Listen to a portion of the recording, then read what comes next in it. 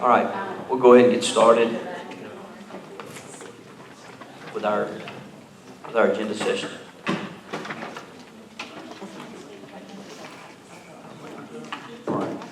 So board, just briefly, we took the personal privilege of having Dr. Kurt Corbin, our new student safety coordinator, present here with us today. Won't you just take a moment? I know you may have seen his face in a press release, but just asked him to come and briefly, first we'll just share a little bit about himself, and we're excited to have him joining us. Thank you very much, Dr. Johnson. You need to talk in the microphone. I'm not going to sing. Thank you very much for the opportunity, and it's a pleasure to see and meet you. I've seen the pictures, and now hopefully you'll see, put a face to my name as well. I'm looking forward to the opportunity coming to the district, and it's been a real whirlwind and an honor to be offered the position and to take the position and start the working to help our children in Hamilton County.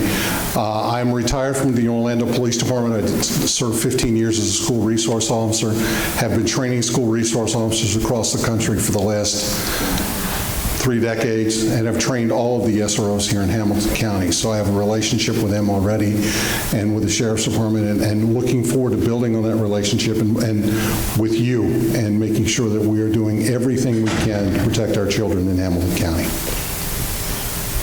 sure about your teaching. You've been a teacher as well. I also, when I retired from the Orlando Police Department, we worked on the road and did the training. Our youngest daughter was about to get married. My wife wanted to come home and spend some more time at home, so I called the school where I had been the SRO, and they were kind enough to hire me back as a classroom teacher. So I went back into the classroom for 11 years, taught social studies, American history, and American government, and retired in 2014 and came home to Hamilton County. So we've been up here since 14. One last thing real quick, Dr. Corbin, I think I've learned this. I think you live in Soddy Daisy, which is the center of Hamilton County. I have found it to be the center of the universe. And I remember driving through Soddy Daisy several times before we moved up here, and who would want to live in a town called me? It is home. It is. The only place better than that is Possum Creek, so you're good. Well, we're just past Possum Creek up on Cliff Mill Road, so that's where we are. Yeah. And it is home. Thank you very much for the opportunity. Thank you, Dr. Corbin. All right, so let's we can jump right in here, going through the agenda. Do you want to mention that, the Future Ready update? I can get to it. Yeah, so I had mentioned at the retreat, mid-year update for Future Ready 2023. I think much of that we covered at the retreat, just kind of as far as updates are concerned, and would like to ask the board's permission to do it, to primarily focus on student success plans.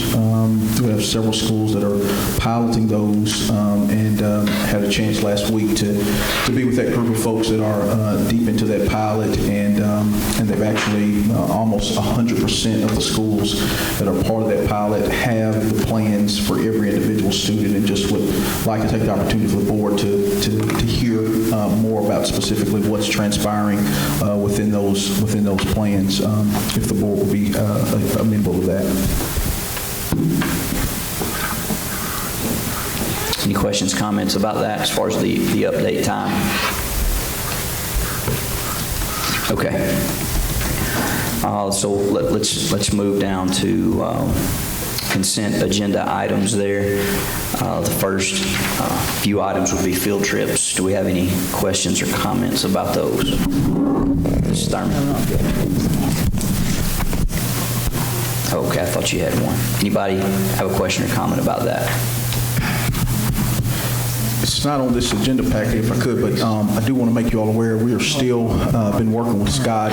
It's not in this packet of it, but we're still working with Scott and as well as CSAS on the out-of-country trips that we discussed last board meeting, and trying to find viable solutions to it. As of right now, don't have an alternative. And Scott, you may speak a little more specifically or directly to kind of the why behind, the need for board approval. It wouldn't be on this agenda, but just as something looking forward for you all to be aware of. So from my perspective, anytime a board employee touches one of these field trips, I think we have a situation where we want to be sure that it's regulated. We want to be sure that they're going to an appropriate place, that there's appropriate supervision, chaperones are set up. And so if it's going to look like a school field trip, then we need to treat it like a school field trip under the terms of the policy. If the board doesn't think it's a good idea to have the trip, then the board just needs to not approve the trip and they don't need to go. What we don't want to do is create a situation where folks are going on out-of-town trips or out-of-country trips. School officials are helping to organize these trips, and we're simply saying, well, we're not officially blessing it, so we don't care what they do. That's the worst of all possible scenarios. If they're going, and if we know they're going, then we need to regulate it and get in control of it and be sure that there's a good educational reason and that our students are protected. Or we need to say straight up, you can't go. In this particular situation, this is a field trip that kids have done for many, many, many years. It's not very different from a lot of international exchange programs that lots of our schools have. And so I think what we're going to find ourselves is the board just needs to decide, are we not going to have international trips at all? And that's certainly a valid position the board can take. And if that's what you want to do, then we need to put that in policy and say we're not going to have international trips. But that would also impact the GAP program that we have with Volkswagen and probably some other programs as well. But it's a valid decision for this board to make, particularly in this day and age, because a lot of the programs that we entered into a long time ago date back to when the world was a little bit different. Scott, Yes, ma'am. first of all, we can't tell people what they can do in the summer. We can't say you can't take that trip. We can tell our teachers that they can't. That's different. I mean, that's what I'm saying. This is a parent problem. This is not a board problem, in my opinion. If it's in the summer, if you want your children to go to Timbuktu, or that's in the United States, I don't know where Timbuktu is. But anyway, if you want them to go off to Saudi Arabia or wherever you want them to go, that's a parent decision. Sure. I mean, I just don't want our students to be going to some of these places and then now it's our responsibility because we put our stamp of approval on it. If parents want a teacher to go with their children out of town, that's up to the parents. I'm not going to say the teachers can't go. We can't tell them what they do on their own time. We can't tell students what they can do on their own time. This, to me, is a parent decision. I do not know why we have to approve trips when people are not in school. So, because these kids may not even come back to our school the next year. They may have summer and then go to another school the next year, another school system. They may move out of town. I mean, why is this our problem? well, so if you're talking about let's say out-of-country trips, and let's take Germany as an example. So let's suppose you've got kids who are involved in the German program at Signal. They decide they want to go to Germany on their own. Board policy doesn't affect that, not even remotely. On the other hand, let's say you've got a teacher who wants to get a group of people together to go. And it's not an official school trip, but she's getting some folks together. She's going through a travel agency, and maybe there's some monetary compensation coming her way because she's organizing the trip.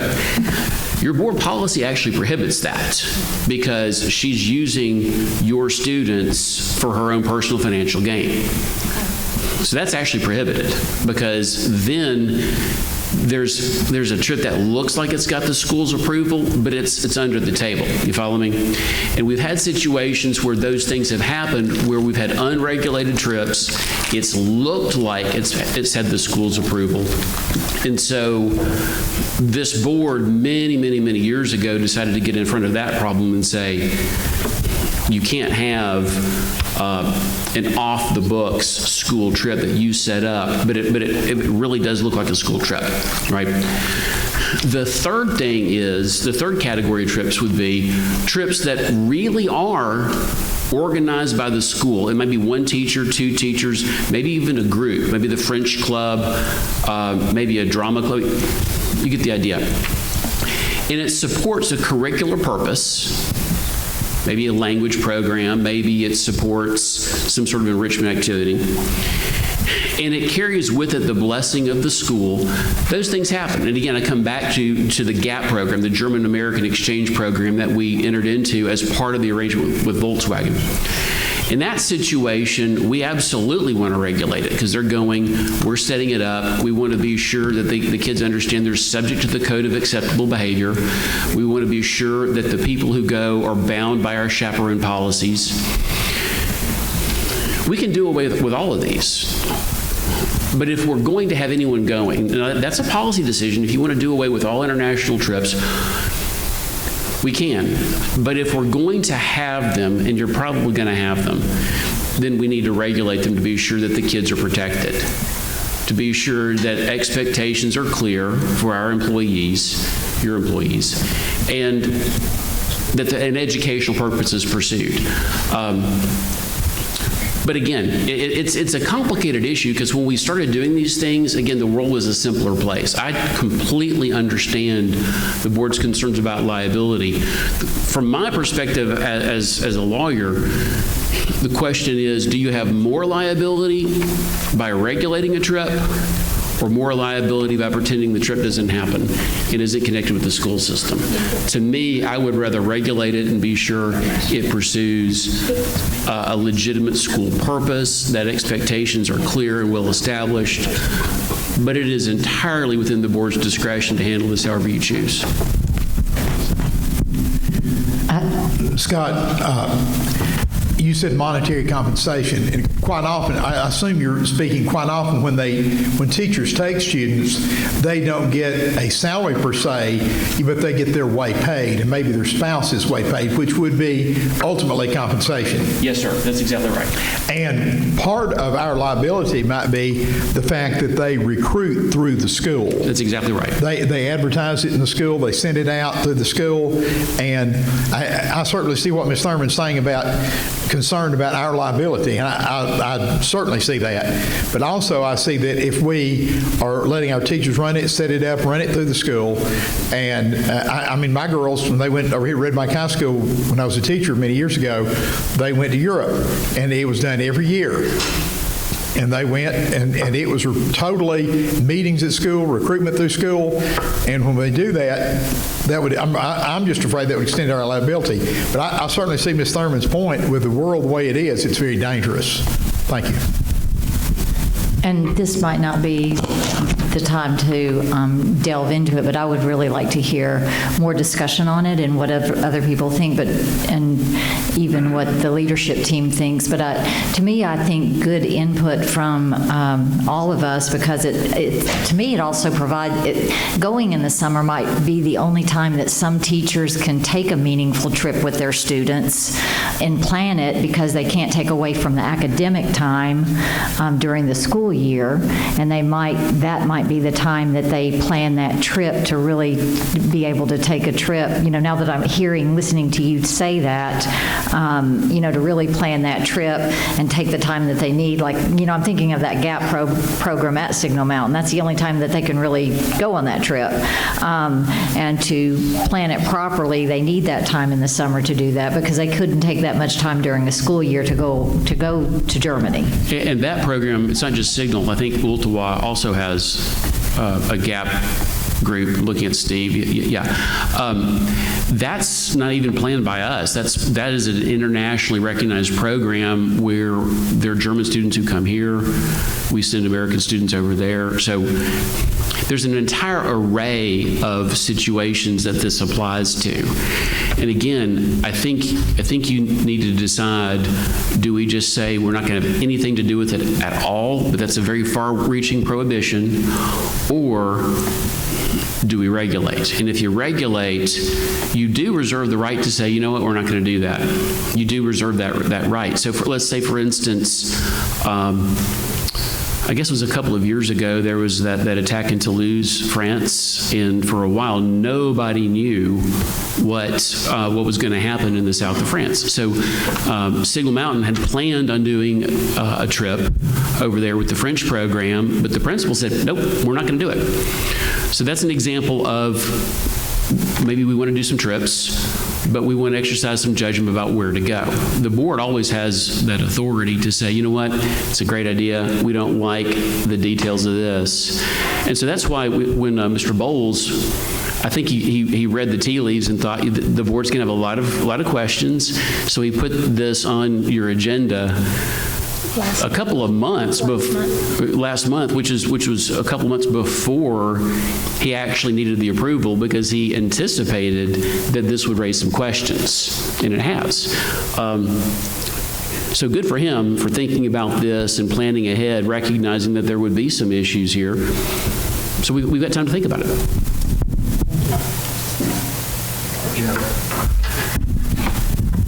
I'm concerned about the liability too, Mr. Chairman, but I've said it before and I'll say it again.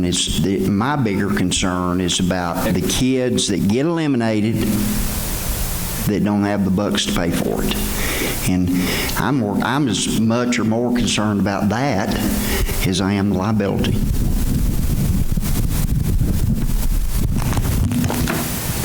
Okay, do we have any other questions around field trips?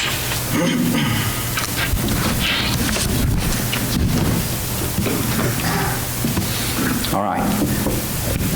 Did you have one? It's C2. I'm coming. Yes, ma'am. I'm coming to that. All right. So nothing else on field trips. Then let's go to C2. Then the funding increase for contractual services. Ms. Thurman. Okay, this is the one that I had marked. What is this services that he's providing? It was not clear at all in our packet. Yes, ma'am. So he's providing a number of different services, and this is a request to spend up to. So far this year, we've spent $21,800. Last school year, we spent $20,500 with Dr. Worthington. So he provides leadership support, so coaching for principals at certain schools. Last year, we used him for our ATSI schools, those schools that were right on the borderline. And this year what's happened is some schools have requested him to come provide professional development, whether that's around career learning targets, professional learning communities.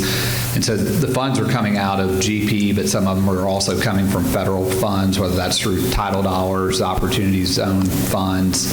And so it's not that we've spent or expect to even spend $60,000. It's just to make sure that if schools request his services, they're able to pull a PO and pay it. Once we go above $25,000, if a school pulled even a $400 PO, we'd have to bring it back to you every time for approval.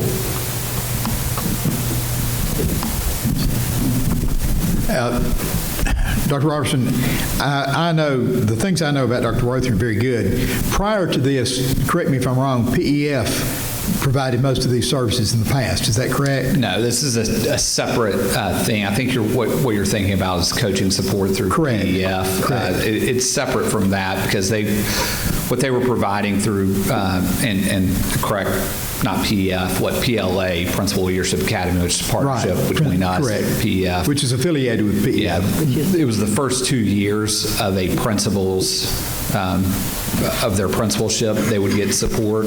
This isn't necessarily looking at just brand new principals. This is looking at, and I'll give you an example. She wouldn't mind me using her name. Angie Cass at Ooltewah High School is an experienced principal, but she was moving to a much larger situation, much more complex, and so he was providing coaching services with Angie Cass, and Angie's one of the ones that is thinking and has requested additional professional development support through Dr. Worthington. So it's separate from what you're thinking. Okay, thank you. Do we not have anybody at the central office that's capable of doing this? Yeah, so we certainly... What in the world did we do for years that we had lots of really good principals and lots of really good schools? Is there nobody in the central office? I mean, we talk about all this peer group, all this support team that we have and all of this. Is there nobody that can help with this, that we have to pay for somebody else to yet again come in and do stuff that we used to do in-house? Yeah, so this is a little bit different than what we've done in the past, and I'll give you just an example from my principalship. We have executive directors that support 15, 16, 17 principals. For them to provide really individualized support the way that Dr. Worthington does, this is kind of an add-on. And he doesn't do it, obviously, for every single principal, but when we see a need, he's a resource that we use to go fill that need. We've done similar things with other people, retired principals in the district, and we're currently doing the same thing with some of those principals now, whether that's filling a leave of absence, whether that's coming in providing coaching support for a principal that may just need a little extra support. So it is a little bit different than what we've done in the past.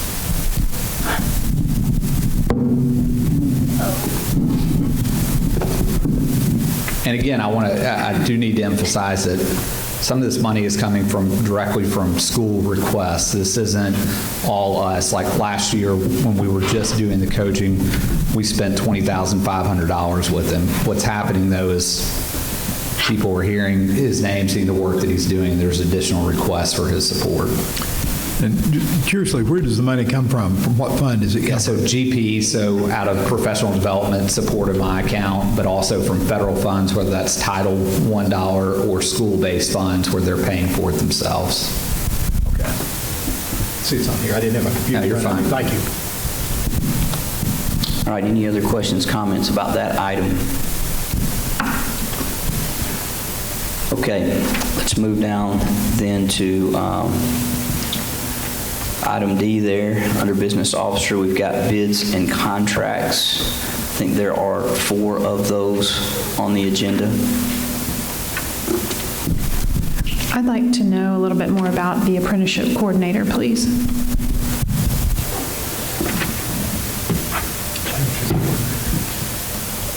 Which one is that, Mrs. Sorry, Hill? that is, Coordinator, it's B. What is the number on that? it's Oh, the coordinator, 1B. I got you. I apologize. Just trying to be brief. Yeah, I may call Blake up here just one second while I turn to it. Yeah, so it's a grant through and with Chattanooga State. Bo Drake, and I forget his exact title, he's the VP of something over there that deals with apprenticeships, but also work-based learning. And so it's just to deepen the partnership with them to allow us to offer more Gestamp-style apprenticeships and work-based learning opportunities.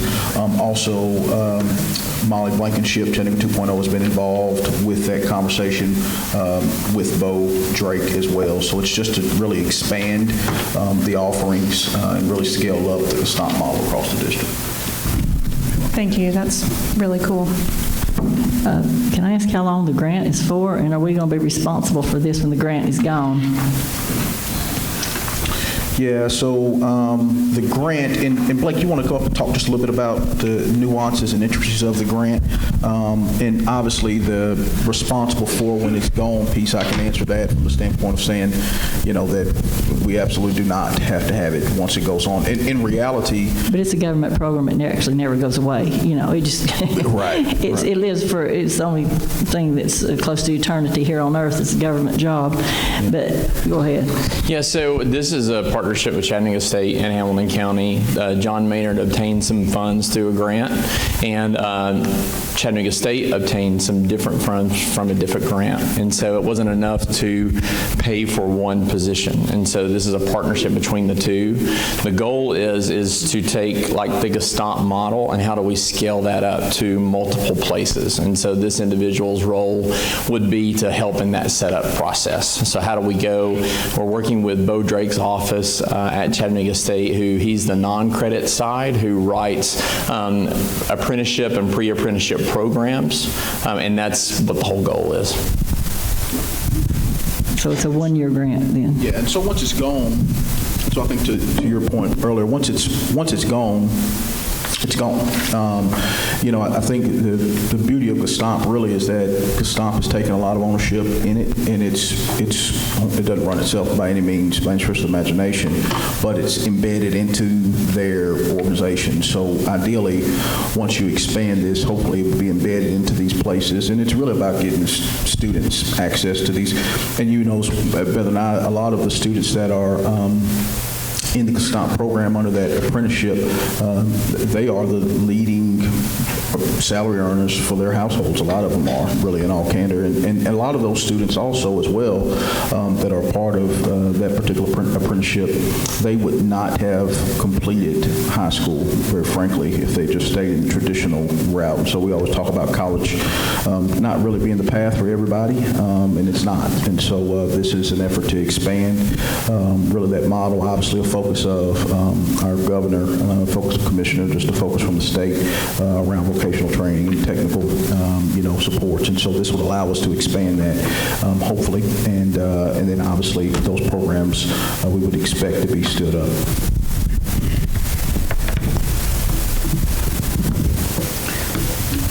Okay, any of those other three there under bids and contracts that you might have questions or comments about? All right, then we'll move down to financial reports. Any question about the financial statement for the month of October?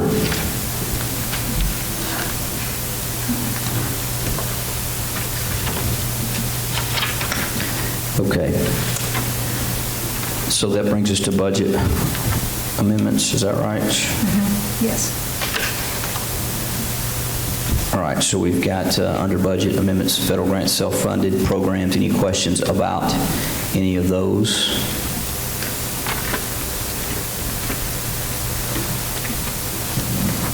Okay. I think we had discussed previously the Priority Schools Principal Incentive State Grant. I believe we talked about that recently. Any question or comment about that one? All right, that brings us to our class retainer agreement.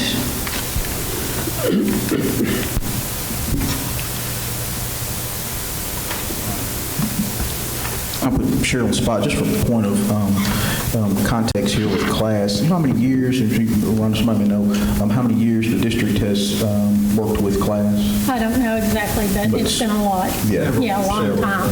All the time I've been on. Yeah. Claude Ramsey, wasn't it? Was it Claude Ramsey? The BP funding. BP funding. Yeah, so just flagging that. Yeah. Okay, so then let's go here to the lease agreements there between Hamilton County and the city for Head Start programs. I do have a question about that one. All right.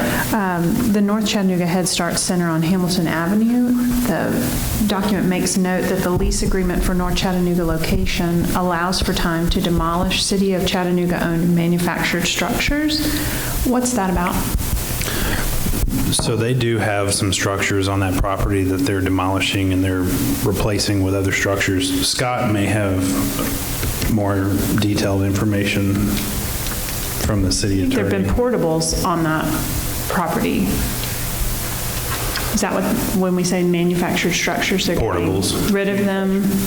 Could be. I haven't talked to them about that. I know that we're leasing them the property. They've got a Head Start program, but I can inquire about details there. They do. There's portables on the property that they're planning to demolish.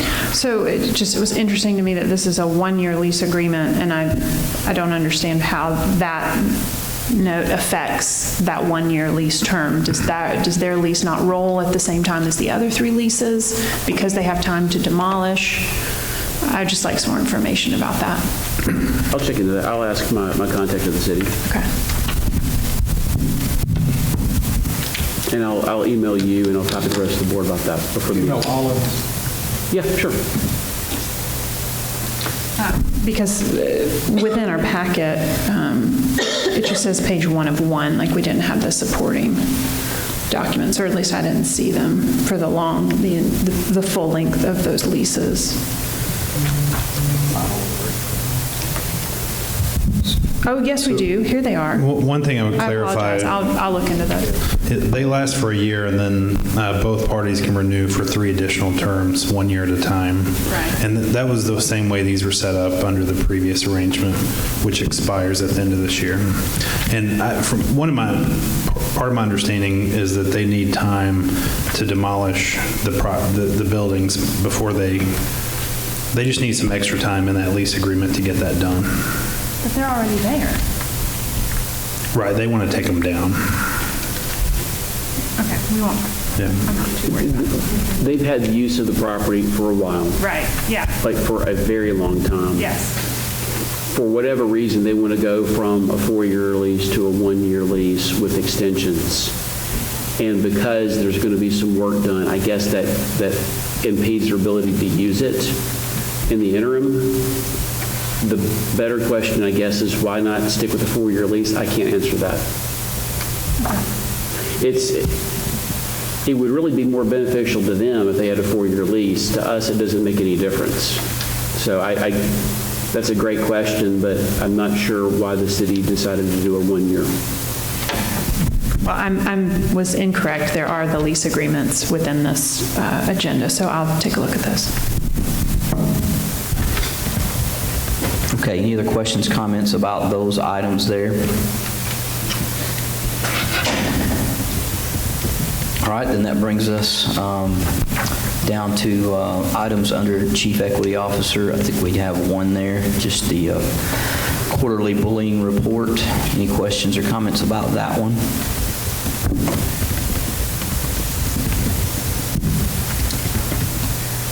All right, and then moving on there to items under Chief of Staff, we obviously have a board policy there, first and final read. Dr. Towns-Edwards, I know we've mentioned this, I think, at the retreat, but will you just quickly remind us about the special education policy? Yeah, this was one that we are updating to be ready for our federal monitoring. This just aligns with the model policies and mentions more directly our support of inclusive education, evidence-based inclusive education. So this is an update to get us in compliance for our monitoring, and it reflects the model policy that the state recommended. Any questions about that? Comments about that? All right, and then, and I'll need a little help here, but inserting the policy also around vaping. So this one we're going to hold. I think the group of principals on the behavior improvement team is meeting on Wednesday. We've had a little bit of back and forth conversation around when does out of school suspension come into play and what will we commit to in terms of the education of students to try to prevent and intervene with vaping. So we'd like to hold that till January until we can get better consensus from the district improvement team. Okay. All right, so we won't have an amendment there then. All right, then one item under Mr. Fogelman there, the differentiated pay plan. Any questions or comments about that?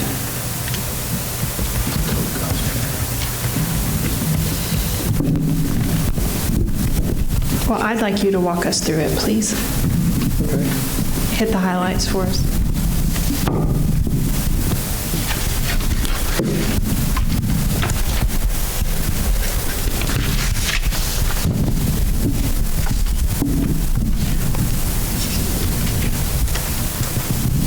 So What this differentiated pay plan is really an update from our last year's plan. Really 3 changes made into it. The first one, we updated our pay scale. And we also, in our hard-to-staff positions, we had a pilot program at 4 of our Opportunity Zone schools. So that pilot program was for last year. We're in process of paying that out. It was a retention agreement. We'll evaluate that to see if it needs to be added in next year's plan. And then we had a provision in our about reward schools and level 5 schools, and of course we've had the 555 bonus on that. So that's substantially the biggest changes. A lot of these other provisions are where we're paying for department chairs, PD. We're paying for like our Project Inspire, clinical instructors, things like that. So it's pay that exists currently in the district. All we're doing is really updating this for our upload to the state as well as federal monitoring. Could I ask, I'm not sure, do you have an estimate of what, that may be a Brent question, Mr. Goldberg question, I'm not sure. Would you have an estimate of what those, it's some good plan, I mean, I see some positive things in it, but what it will cost and how it will affect our budget? Either of you? I don't have that off the top of my head, but I can get that information for you. Okay. And I'm just wondering in relation to the total budget, how that will fit in. And thank you. Just one point. The biggest change in there is going to be the collaborative conferencing and the scale cleanup. It was a little over $900,000. It was almost $1 million to do that cleanup. And you know, when I say cleanup, it's uncompressing years 0 through 3 as well as years 15 through 20, and then setting the lane so that there's a bachelor's and advanced and a PhD EDD. And so that's the biggest chunk of that, which the board's already budgeted for, but absolutely go through and pull apart the others. And there's a combination of things here, just a point of clarification. Some of it's federal correct dollars. Some of it's federal dollars. And another example similar would be our PD, $20. That is already factored into the budget. A lot of these things are deviant. I'm not demeaning it, but just trying to look at the dollars and cents of it. Okay. Thank you. All right, anything else there on that item? Okay, that moves us down then to administrative business matters. I think you have an item there that we'll be voting on for textbook adoption committees, list there of the various employees that are involved in that. Any questions or comments about that item?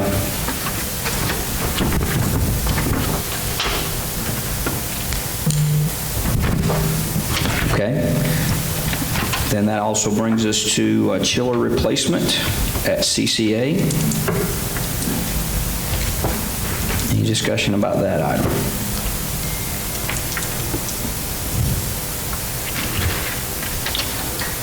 All right, then the last item there on the agenda would be the short-term disability insurance.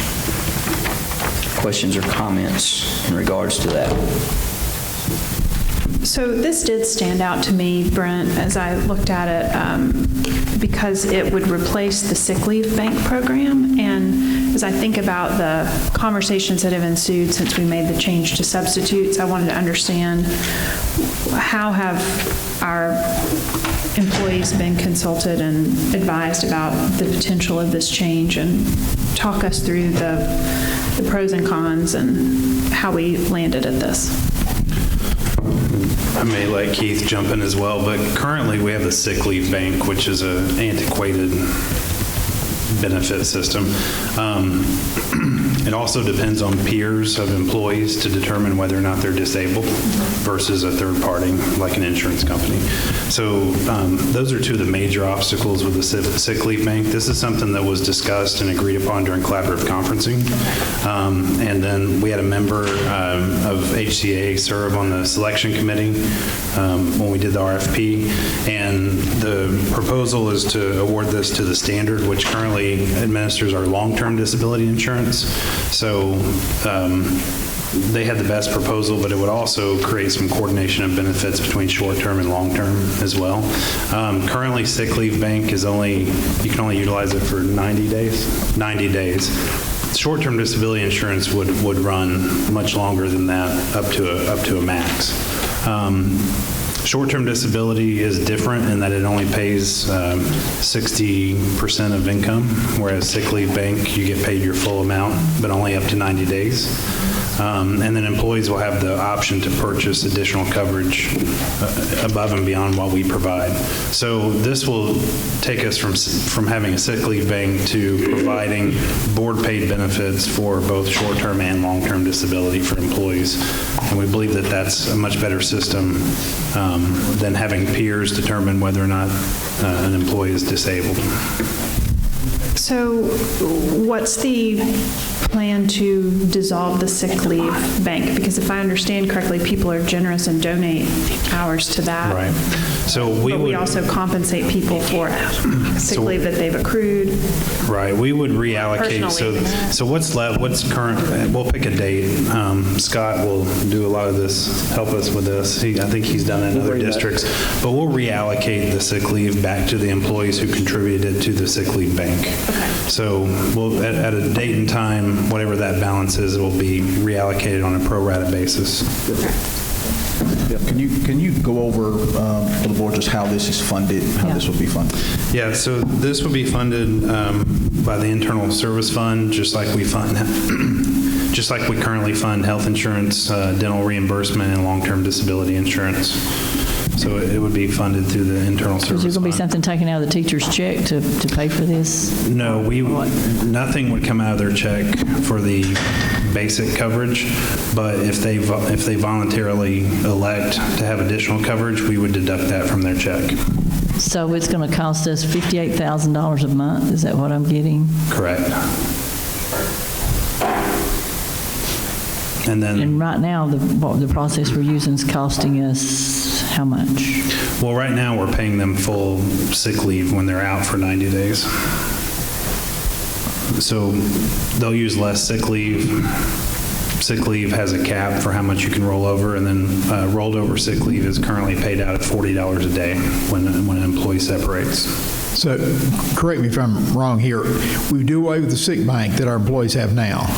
And then they would have a short-term disability that if they choose, they would pay into that for it, correct? Above and beyond the basic coverage. Right. And assume they did not choose to pay the extra pay for the sick leave, then when they ran out of sick days, they were out of pay. Well, so currently there is nothing beyond sick leave. So other than the sick leave bank where they're covered by their peers. Right, but only up to 90 days. That's the cap in the program. So with short-term disability, they would get, how many weeks? When would it kick in to effect? 26 weeks. I believe it's 26 weeks. So they would get 26 weeks of coverage. So, how long would it be before it would, how many days would they have to be out before the short-term coverage would start? 7 days. It's not bad. Yeah, 7 days of sick leave, and then this would kick in, and then if they're disabled beyond that, long-term disability insurance would kick in. And currently with long-term disability insurance, employees get basic coverage and they're able to buy more. So this is the same concept as long-term. Do you have a ballpark figure of what it would cost the employees? Just ballpark? It's free for employees for basic coverage. Right, but I'm talking about for the short term. Short term will be free for employees. Okay. And then they can purchase more at a rate. Gotcha. That's set. One thing to note as well, the $58,000 per month is, we negotiated that down. The original proposal was $60,000 per month. We were able to negotiate that down from $60,000 to $58,000 per month, and we negotiated that they would also start providing employee assistance program to us from the standard. How's that going to affect our bottom line as far as our budget's concerned? Is it going to be about the same? It won't impact our general fund. We're going to be able to reallocate benefit dollars that normally go into the internal service fund to cover it. And we still have close to $50 million in our internal service fund. And Keith may be more appropriate to talk about the employee assist component of it, but the added benefit of employee assist, which we don't have right now.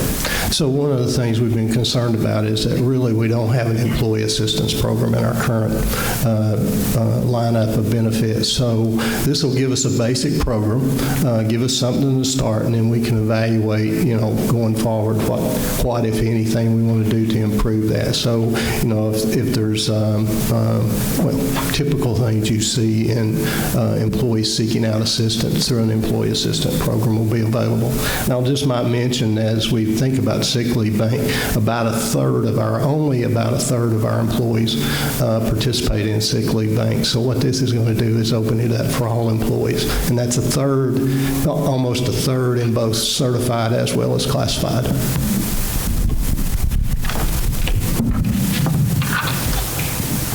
All right. I think that's it. Anything else? Just a quick question, and correct me if I'm wrong, but the last time we were together, we had quite a debate about school safety, and we talked about possibly looking at hiring some temporary help and putting out RFP, and that motion was voted down, and the feeling was wait until we hired Dr. Corbin, who we've hired now, and then we would talk about it the next meeting. And I don't see that on the agenda unless I'm just missing it somewhere. So I just like to ask, why is that not included? And we just cannot let this issue die and go away, Mr. Chairman. As far as I'm concerned, with it being on the agenda, so how long has Dr. Corbin been on the job? Started Monday. So I'm absolutely with you. Today is Monday. Yeah. It feels like Wednesday, y'all. We've been meeting. Start today. So I'm with you on that. I think as we said that we would take some input from him. I mean, if you want to. We can talk over the next 24 hours,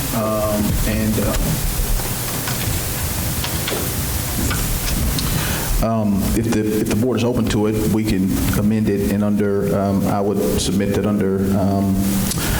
under presentations or board matters, I can have him, ask him to come up and, he can, now, again, he started today, and so he won't have maybe the full context, but he can give, the benefit of Dr. Corbin is he's been at a national level and has looked at it globally, and so he can give that perspective and we could wait till January. I mean, we're out of school. You think you want the kids to be there, him to see how the schools function and stuff? Because we're getting ready to be out for Christmas, and it won't be back until after January, and then we'll be,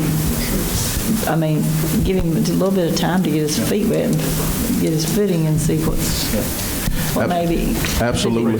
I'm saying, because our meeting is, what you say, what day? The 16th of January, and that's, the kids will be out most of the time at school, most of the time. I know he started today, but he went out to a couple schools today, already get down the field, and so he's starting along that line. It's completely up to the board as far as that's concerned. We can have him begin the conversation, Thursday, and take the 2.5 weeks of school to bring another update in January on a recommendation, which not necessarily bad, or we can just plan for him to bring a recommendation in January. I guess what I'd just like to see is this no later than January that we're ready to go public with some kind of RFP. I mean, if we put the discussion off to January, then it's going to be another 30 days before we're ready to issue an RFP, and we just keep on putting this off, and I just don't think that's a good idea. So I would love to at least have some conversation and consider that maybe we could have, if he feels that's the direction we need to go, some type of RFP ready to look at in January. That's all.